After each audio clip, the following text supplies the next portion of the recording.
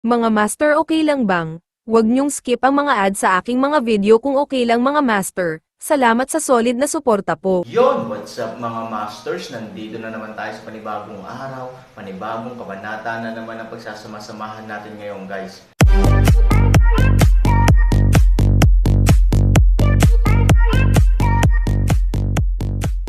Bali mga masters, kung bago ka pa lang po sa aking YouTube channel, please click the subscribe button, lalong-lalo na po yung notification bell guys, para maging connected pa rin tayo sa isa't isa at maging updated kayo sa mga susunod ko pang video. Bali mga masters, bago natin umpisahan ng kwento ay mag-shoutout po muna tayo para sa mga solid nating tagapakinig. Shoutout kay Fernando Jimeno at shoutout kay Nelson. Yun na nga mga masters, no? Bali hindi na ito patagalin. In 3, 2, 1, let's go! Sa oras na ito, nakakita ako ng tatlong figure na nagsasagupaan sa gilid ng burol at sa malaking bato. Kabilang sa mga ito, ang isang magandang puting anino ay lumulutang na parang walang kamatayan, ang buong katawan ay umaagos sa paligid, ang magagandang mata ay parang tubig, at ang mga tampok ng mukha ay maislan, na nagpaparamdam sa mga tao na parang isang narelegated na walang kamatayan sa kalangitan. Sa tapat niya ay nakatayo ang dalawang black and white double evils, na nakabalot ng mahabang damit. Hindi nila nakita ang kanilang hitsura, ngunit tanging ang malamig na liwanag at kaunting pagnanasa lamang sa kanilang mga mata. Bahagyang sumimangot si Aaron at tumigil. May mga ganoong magagandang babae sa lugar ng pamilya ng demonyo. Kahit na sila ay ilagay sa Central Plains, hindi ito nagkakahalaga ng makita. Masayang sabi ni Aaron. Kung ikukumpara sa tigang na lupain ng pamilya ng demonyo, ang napakagandang kagandahang ito ay sadyang hindi magkatugma at nagbibigay sa mga tao ng matinding contradiction sa paningin, ngunit nakaakit din ito ng higit na atensyon mula sa Aaron. Dalawang pagpipilian, ang isa ay ang magsaya kasama ang ating mga kaibigan, at pagkatapos bigyan mo kami ng mga gamit ng pamilya mo, dalawa, binugbog ka ng magkapatid, at pagkatapos ay ibabalik ka sa pagnanakaw ng mga bagay. Matapos magsalita ang maputi ay nagkatinginan siya sa katabi niyang itim. Parehong hindi napigil ang tumawa ng sabay. Panaginip, malamig na uminom ang magandang babaeng nakaputi. Hehe, pambihira talaga ang anak ng Phoenix. Hindi lang siya maganda, pati na rin ang napakagandang boses ng pagmumura. Hindi ko alam kung mas magandang tumugtog mamaya. Ang lalaking nakaputi ay biglang naging liwanag at anino at dirdiretsong inatake ang dakilang dilag. Ang dakilang kagandahan ay hindi nagsasalita ng kalokohan. Ang ganda siguro ng mata niya. Ang kamay ng Jade ay isang palad na umaatake sa nakaputi. May lihim na pamamaraan sa kanyang palad. Ang palad na ito ay halatang pambihira. Gayunpaman, halos sa oras na ito, ang lalaking nakaitim ay biglang nawala sa pwesto. Nang sampilan ng dakilang dilag ang lalaking nakaputi, bigla itong sumulpat mula sa likuran at diretsyong kumuha ng itim na sampal. Sampilan man ng magandang babae ang taong nakasuot ng blankong damit, nalaman niyang palihim itong inatake at nagmamadaling magtago, ngunit halatang huli na ang lahat.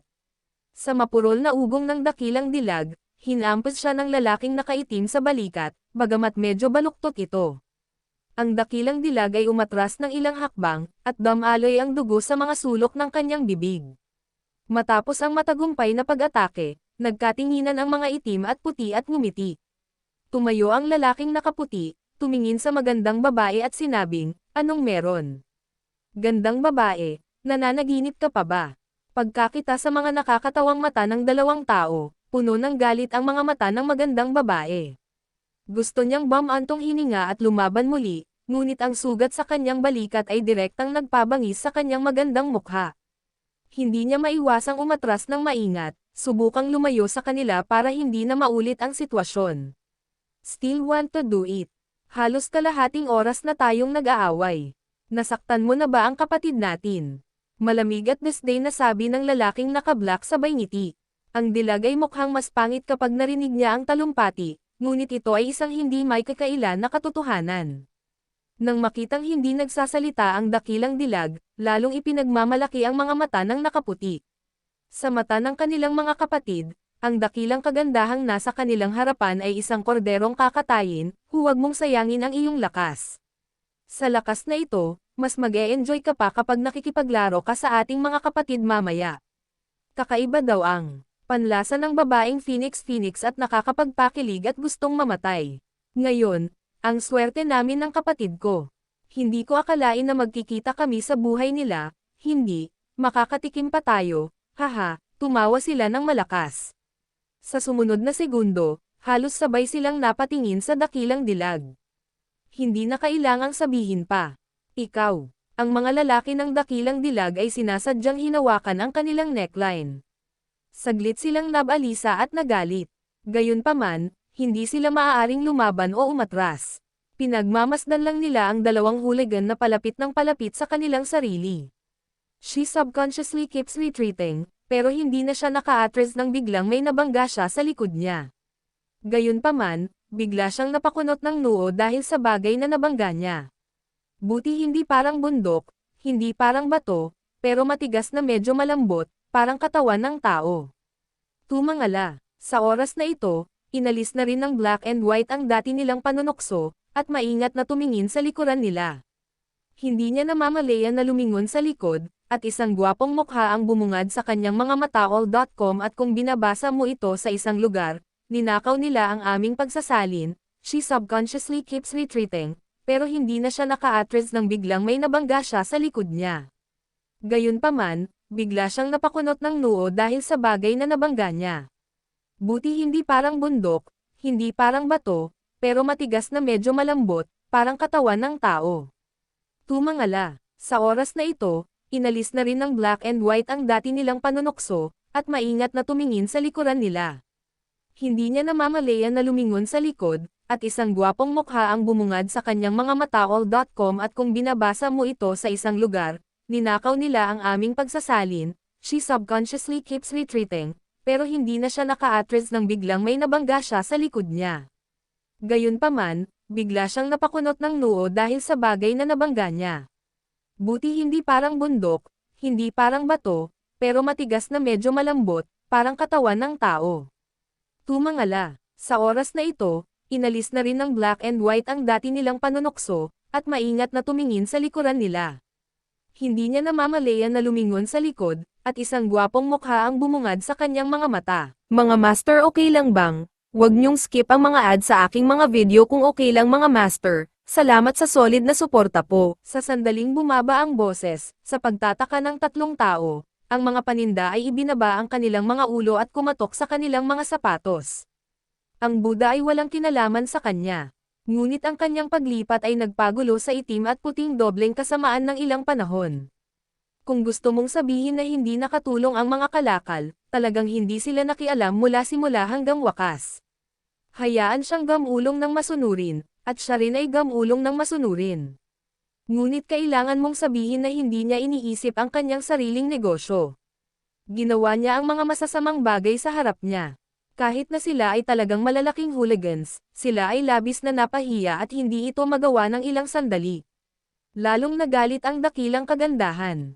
Paiba-iba ang dibdib niya. Sa unang pagkakataon ay nakakita siya ng ganoong payo at walang hiyang lalaki. Kaya lang hindi siya nakakatulong. Ang pinaka napupuot ay nanonood pa rin siya ng dula. Tsaka pabaya siya na para siyang hanging nangungulit sa matanda na talagang nakakagigig ng mga ngipin ng mga tao. Gusto mo ba ng mukha? Mukhang napansin din niya na kanina pa nakatingin ang tatlong tao. Itinaas ni Aaron ang kanyang ulo at mukhang inosente sa kanyang mukha, hindi talaga kita pinipigilan. Ituloy mo, black and white double evils tumingin sa isa't isa na may komplikadong mga mata. Paano nila na-encounter ang ganoong sitwasyon kung may ginawa silang masama? Nang hindi niya alam ang gagawin, hindi maiwasan ng lalaking nakaputi ang tingin sa lalaking nakaitim. Kahit anong gawin niya, walang dahilan ang pato para hindi kumagat. Tumanggo ang lalaking nakaitim, agad na pinigil ang kanyang kamay, tumingin kay Aaron at sinabi sa malamig na boses, lumayo ka sa akin at kunin mo ang iyong sirang sapatos, kung hindi mo ako hahayaang makialam, hindi ko makukuha ang aking mga paa. Nanlumo ang sinabi ni Aaron. Kung hindi ka na pumunta ulit, huwag mong sisihin si Lolo sa pagiging bastos mo, naiinip na sigaw ng lalaking nakaitim. Ngumiti si Han Sanchen at umiling. Pagkatapos ilagay ang kanyang sapatos sa lupa, dahan-dahan siyang tumayo, tumingin sa naiinip na black and white double evils, tumingin sa kanyang malaking kagandahan na may galit na mga mata, at tumango, "Okay, let's go. I'll go now." Kasama nito, tinapik ni Han Sanchen ang alikabok sa kanyang puwet at tapat na bumaba ng bundok. Upang makitang umalis ang Aaron, ang itim at puting Shuangxia ay tumingin sa isa't isa ng may kasiyahan at napakasaya. Tao, hindi man matanda, hindi matalas ang paa. Buti na lang bata pa at nakakadaan ang mga kasukasuan. Kung hindi, hindi na ako makakalakad. Umiling si Aaron. Mukha siyang matandang lalaki sa takip silim, na sumasakop sa kalahati ng lupa. Ang mga black and white double evils ay masaya pa rin, ngunit ang dakilang kagandahan ay nakinig sa Aaron dahil hindi siya nasisiyahan sa kanya. Ang mga taong tulad mo ay karapat-dapat na maging bata at may masamang paa at paa. Pagkatapos ng ilang taon, hindi nagagana ang iyong mga kasukasuan, kaya dapat kang mamatay. Gayunpaman, ang dilag na nakaisip nito ay biglang naalala ang kanyang mga kasukasuan. Oo, kahit nakagapos ang kanyang mga kamay, ang kanyang mga kasukasuan ay maaari pa ring magamit ng may kakayahang umangkop. Ang disadvantage lang ay kailangan mong maging malapit. Hindi ba ang mga itim at puti na dobleng kasamaan ay nasa tabi mo ngayon? Sa pag-iisip nito, biglang naisip ito ng dakilang kagandahan. Pinaihit niya ang kanang kamay at dirdiretsong sumagwan sa lalaking nakaputi. Ang lalaking nakaputi ay nalubog sa tuwa.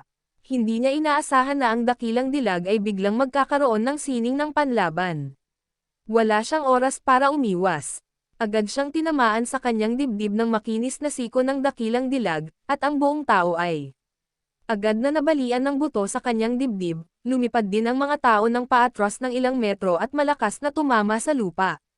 Halatang natigilan din ang lalaking nakaitim na naroon, ngunit nang maaninag niya pa lang ay muli na namang pinaihit ng dakilang dilag ang kanyang kaliwang palso. Ang kamay ng lalaking nakaitim ang kumokontrol sa kamay niya. Kaagad, siya ay direktang pinigilan sa kanyang mga braso at palso.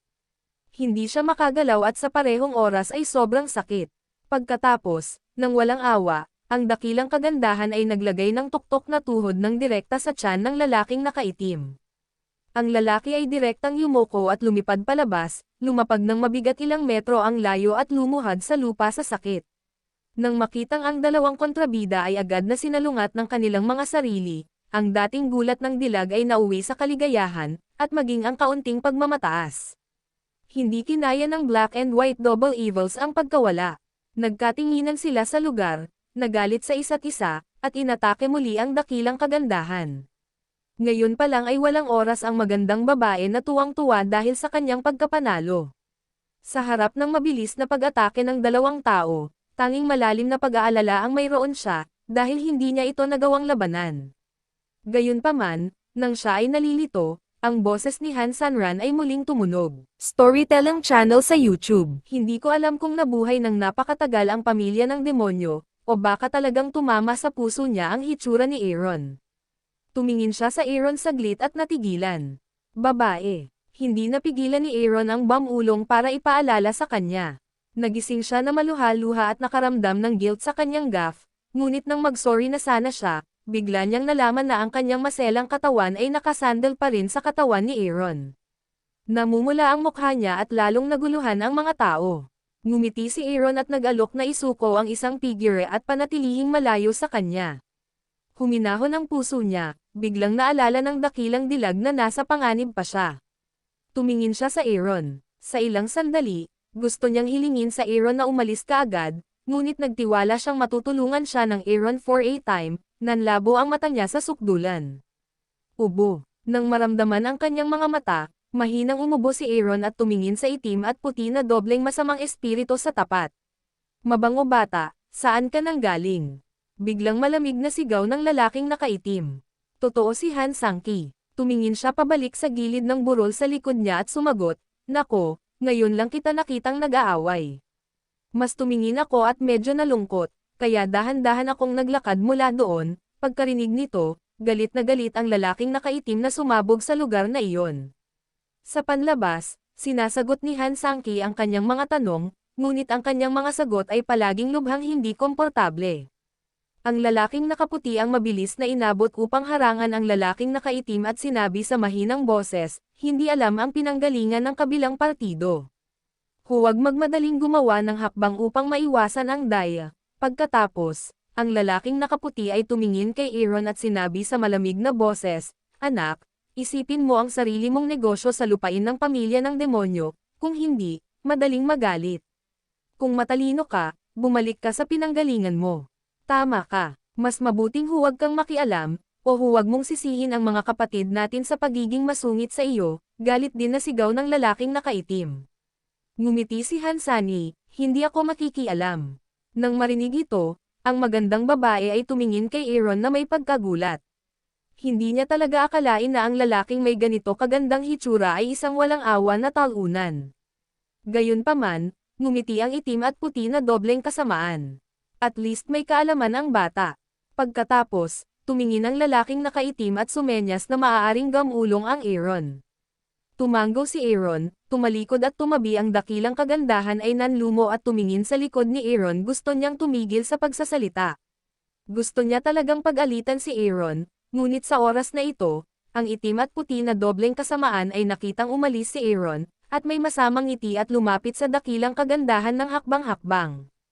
Wala na siyang oras at effort para pag-alitan siya ulit. Nang lumingon siya ay gusto na lang tumakas ng dakilang dilag, ngunit hinaranggan siya ng lalaking nakaitim sa harapan niya at lumingon sa likod, papalapit ng papalapit ang lalaking nakaputi. Para sa isang oras, ang malaking kagandahan ay maaari lamang manatili sa lugar at maging balisa at galit. "Munting kagandahan, nakikita ko kung saan ka pupunta." Sa sandaling ngumiti ang lalaking nakaitim, diretso siyang tumalon sa dakilang kagandahan sa lugar. Ang dakilang dilag ay nagmamadaling igalaw ang kanyang kamay at nais itong pigilan, ngunit ang kanyang kamay ay nakaunat sa hangin. Hinawakan na siya ng isang pares ng malalaking kamay. Sa pagbabalik tanaw, hindi alam ng lalaking nakaputi kung kailan ito sumulpat sa tabi niya. Sa oras na ito, hinawakan niya ang kanyang kamay at tumingin sa kanya na may murang ngiti. Nagalit siya at gusto niyang hampasin ng isa pang kamay. Ang lalaking nakaputi, pero halos nang itaas niya pa lang ang kamay niya ay may isa pang pares ng malalaking kamay ang dumaikit sa kamay niya. Sa pagbabalik tanaw, ang itim na lalaking nakahawak sa kabilang kamay niya ay may murang ngiti din sa mukha. "Hoy, little beauty, gusto mo ba kaming batukan?" "Pero kiss and scolding is love," nakangiting sabi ng lalaking itim. "Halika, hahayaan kitang magmahal." Ang lalaking nakaputi ay mukhang malazwa at marahang nilagay ang kanyang jade na kamay sa kanyang bibig. Ang dakilang kagandahan ay lubhang gustong makipagpunyagi. Dahil nahuli ng dalawang tao, ang kamay ng Jade ay nagpagalit sa kanya. Kinailangan nilang ilagay ang kanilang kamay sa kanilang bibig. Nasasaktan siya kapag naiisip niya iyon. "The more you struggle, the more na excited kami." Tumawa ang lalaking nakaitim, at may mabahong bibig din ang sumandal sa Jade neck ng malaking dilag.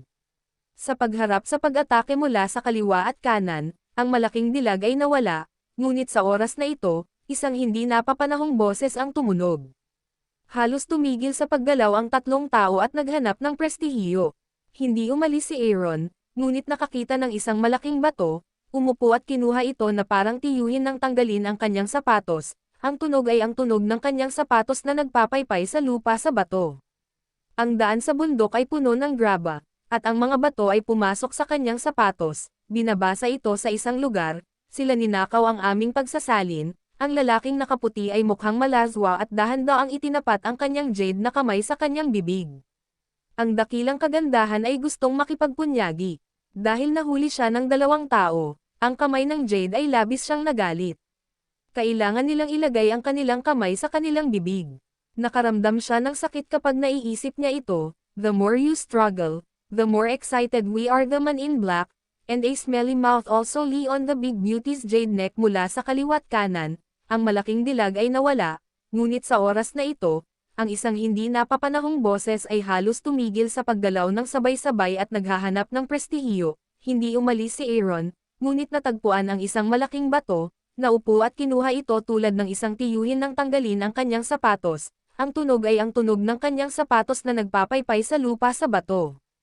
Ang daan sa bundok ay puno ng graba, at ang mga bato ay pumasok sa kanyang sapatos. "Itatapon ko sila. Huwag kang mag-alala sa akin at ituloy mo." Napangiti si Han Sanchen nang walang ingat. Yun na nga mga masters, no? Bali panibagong kabanata na naman yung natapos natin ngayong gabi. Muli, maraming salamat po talaga sa walang sawang suporta po sa aking YouTube channel na talagang inaabangan niyo po ang bawat upload ko po. Bali mga masters, magkita-kita ulit po tayo bukas ng gabi at ngayon po ay magpapaalam po muna tayo. Bali mga masters, bye-bye!